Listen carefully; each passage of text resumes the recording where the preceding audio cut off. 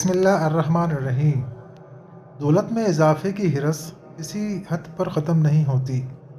حضرت عبداللہ بن عباس رضی اللہ عنہ سے روایت ہے کہ رسول اللہ صلی اللہ علیہ وسلم نے فرمایا، اگر آدمی کے پاس مال کے بھرے ہوئے 2 میدان اور 2 جنگل ہوں تو وہ تیسرا اور چاہے گا، اور آدمی کا پیٹ تو بس مٹی سے بھرے گا، یعنی مال و دولت کی اس نہ ختم ہونے والی ہوس اور بھوک کا خاتمہ بس قبر میں جا کر ہوگا، اور اللہ اس بندے پر عنایت اور مہربانی کرتا ہے جو اپنا رخ اور اپنی توجہ اس کی طرف کر لے۔ صحیح بخاری و صحیح مسلم۔